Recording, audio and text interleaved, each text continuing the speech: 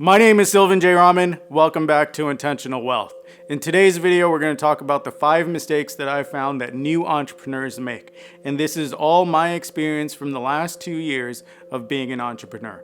But before we get into this information, go ahead and subscribe to the channel and hit that notification icon so that you're notified every time new content is released.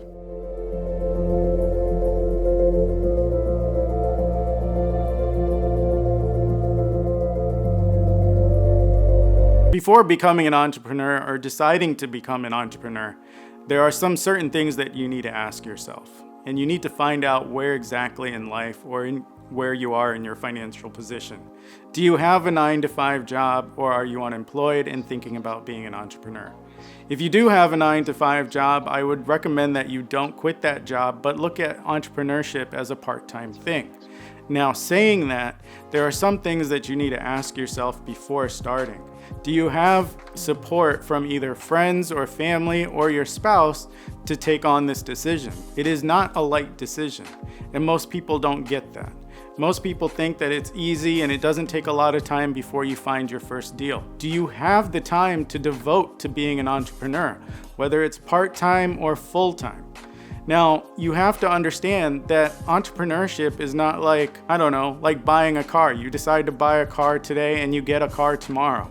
It's not like that. You're not gonna find a deal that fast. And if you do, either there's something wrong or you're very, very lucky. It took me more than 2 years before I finally bought a property after looking at over 100 real estate deals that I just knew I wasn't comfortable getting into. Be specific about what type of business or what type of real estate you want to do. Do you want to own a barbershop, a salon? Do you want to open a coffee shop? Or what type of real estate do you actually want to get into? Most people don't realize that when you're talking real estate, there are different real estate platforms that you can get into. One is wholesaling. The next is fix and flip. Then you get your single family home rentals or multi-unit rentals. So there's a lot of things that you can get into. When I got into the real estate business, I realized that wholesaling was not something I was good at. I knew I wouldn't be good at, so I didn't get into wholesaling. I also knew that I didn't have the determination and the stamina to do a fix and flip on my own. So I realized that if I ever do a fix and flip, it would have to be with a partner who could take on the day-to-day operations, and I just look at the financial management of the deal. Number 2, when looking at a deal, whether it's real estate or buying out a small business, go ahead and try and understand the seller's motivation. Why are they selling the business? There might be a whole host of reasons why they want to sell. One could be that the business is losing money or kind of breaking even, and they're just kind of tired and stressed out and they just want to get out of the business. The biggest reason that I see is people either wanting to move away and they can't manage their own real estate, or when it comes to small businesses, people just want to get out and retire and enjoy life, that they've built this business from the ground up and now it's just time and they're done. So when meeting with the seller, there are 3 things that I think is very important. Number 1, respect the seller. You have to remember that you're coming into this business and looking at this deal from a whole other perspective. Yes, maybe the deal is not that great. Maybe they've done a bad job of managing the property or the business, but respect them for their accomplishments on their achievements. Remember that this might be a business that they built with their own 2 hands, and it's been running for a number of years. And if that's the case, then they deserve that respect of going out there and doing it. It might not be as successful right now when you're looking at the deal, but they did build a business with their 2 hands. And that is a lot of respect that they should be given just for that. Number 2, listen. When you first meet the seller, 80 to 90% of that meeting should be listening to the seller. Ask pointed questions on why they're selling, how the business is doing, how long they've been in business, and a whole bunch of questions. And just listen to them. Because sometimes when they talk, they love to talk about their business, how they've run it. Number 3, be humble. Today I've been in business for about 2.5 years, and people come up to me and tell me that I'm successful. Honestly, I know I've done successful stuff. I don't think I'm a success yet. And so therefore, I always try and stay humble. Look, there might be somebody that's starting out in entrepreneurship today, but in the next 2 years, they could totally surpass me. And for that reason, I just never want to have this sense of pride that I'm the best or that every deal that I do is going to be a winner. Because I know, and unfortunately, this is a true fact for every entrepreneur. At some point, we all lose money. Honestly, I would rather lose it now than lose it later. It's a scary thought, but it does happen. Number 3, do due diligence. Not do, but do your own due diligence. What does that mean? Number 1, you want to get the numbers. Now, when you're dealing with small businesses, whether they're mom and pop businesses or small rental properties owned by a person just kind of running and managing their own rental properties, it can actually be hard to get the numbers on the businesses because small businesses tend to have a lack of systems. And when I mean systems, I'm talking about financial systems, whether that's accounting for income and expenses. So remember, you have to get the numbers or the deal doesn't get done. Number 2, when you're looking at the numbers, you can get the numbers and the data from multiple sources. You can try and get statements from their bank accounts if they're willing to share that with you. You can try and get annual reports. A good business is going to at least have quarterly profit and loss statements. If you can't get that, you might want to just think about skipping out on the business. Now, does it mean that you have to skip out? No, but they should get you numbers. You can also try and talk to former employees if they're willing to share that information with you, or if you might know people that have actually worked for the business or that real estate property owner. Also, one thing that I think is very valuable is that you want to talk to industry experts, whether it's other real estate investors or other business investors in that field. For me, when I opened the coffee shop, there was multiple people that I talked to in the coffee business. Most of them didn't own a coffee shop, but they worked at the coffee shops and they knew their numbers. One thing that I want to stress is do not be stingy with paying for advisors. It's penny wise and pound foolish. Kind of like when I skipped out on that mail order meal plan and now I've gained all these pounds. Number 4, once you get all the data from the multiple sources, one of the most important things that you have to look at is number 1, understanding the financials. You got to understand the income and the expenses. And sometimes there's unique characteristics to the income and the expenses. And what do I mean by that? Well, in real estate, you're usually going to collect rent. And that's just a straight thing. There's nothing unique about that. At every beginning of the month, you're going to get a rent check. That's it. Now, when you're looking at the expenses, sometimes you might see an overage in some expenses when you start looking at the expense history. You got to kind of understand, why is it costing so much now for water than it did before? And is there ways that you can save on those unique utility bills or other bills associated with those unique expenses? Number 2, does the business have an advantage to it? Now, that advantage could be either the location, if it has a unique asset, or does it provide a unique service? So you need to understand that when you look at the whole picture. Number 5, there is a lot of research that you can do from behind the desk. What do I mean by that? Basically sitting at home in your home office or wherever you're at. One thing that you might need to do is that you might have to do field research. In real estate, that means you have to go and look at the property, maybe do a walkthrough of the property itself.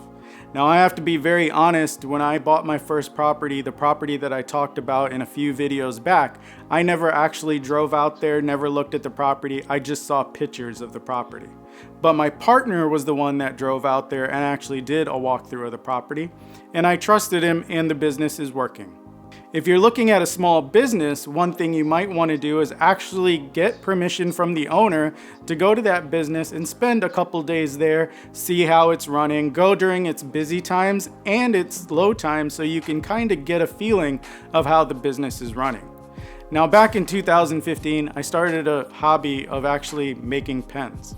Now, I had a friend, thank you, Charlie, for introducing me to a pen shop owner in downtown Chicago. And he actually let me sell my pens out of there, and he let me come into his shop anytime I wanted and just sit there.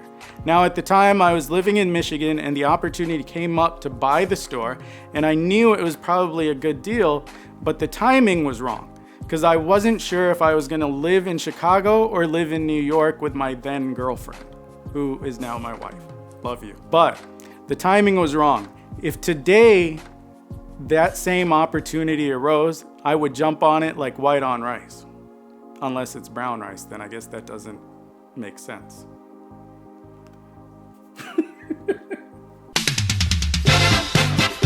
Number 6, the most important part of buying a business or buying real estate is valuating that business or real estate, trying to figure out what the right price is.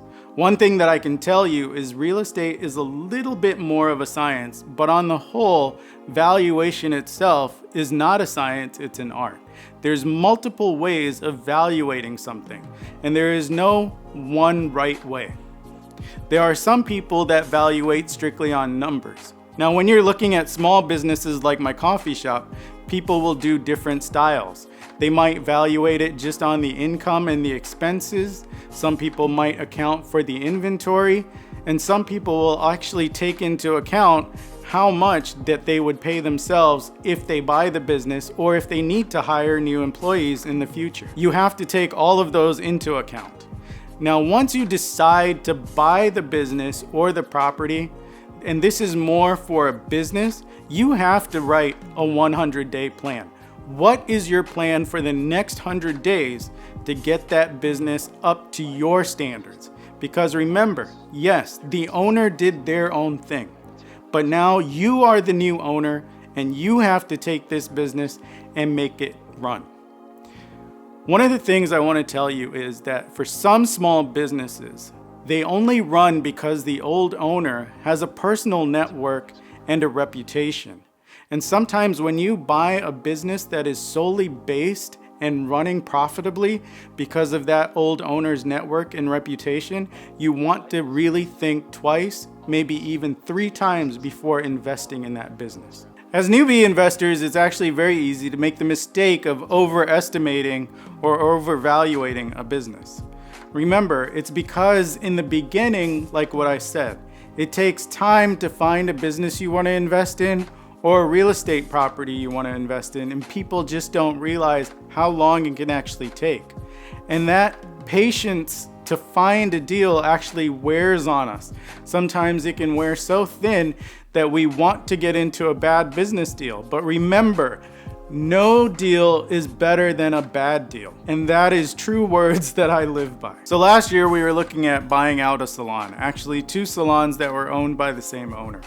We didn't really know how to valuate the salon, but we decided to go with the valuation that the business broker for the seller was telling us on how they came to the purchase price that we came to. Now, one thing as we got further into the deal, we realized that we didn't have the most up-to-date financials on the salon, meaning their tax returns for, I believe, the first quarter of 2018. So when we started to look at the quarterly financials, we realized that the first quarter of 2018, their financials, their income actually dropped. Now, it dropped so much that using the same valuation that the business broker had used, our purchase price for that salon should have been $50,000 lower. Now, I'm sure that even if we bought it at the $50,000 higher price, we would have still made money, but it would have taken us longer to make that money back on our investment. I decided that this was a business deal that I wasn't going to take part in just because that the owner and the business broker weren't willing to budge on the price and actually even try and meet us halfway based on their valuation. Using their valuation, the business wasn't worth how much they were asking. And so I decided to get out. When I run numbers on a real estate property, I want to be very conservative. I usually like to find out what is the minimum return that I'm going to get for the maximum amount of money. I've decided that on the Champagne deal, we had a different strategy. Yes, it does bring us about a good 20% return on my investment, but we have a different strategy in place for that in the future. We actually want to do something different for the property. But I realize that sometimes things don't work on the timeline that you want. And worst case scenario, if we have to wait another year or 2 to do that project that we're thinking about, it'll still make money. So I decided to buy it. The most important thing when valuating any business or any real estate property, bottom line, is cash flow. Whether it's running in the red, it's breaking even, or it's running in the green. And you also have to know how much investment you're going to put into this project, whether that be money or time. A lot of people don't account for their time, and time is a valuable commodity. It is probably the most expensive commodity when you look at it. Once it's gone, you never get it back. So how much is your time worth to you? If you found this information valuable, and I hope you did, go ahead and subscribe to the channel, like and share the video, follow me on Facebook, Instagram, and Twitter, and stay tuned for next week when we talk about renting versus buying. My name is Sylvan J. Rahman. Welcome back to Intentional Wealth. In today's topic, we talk about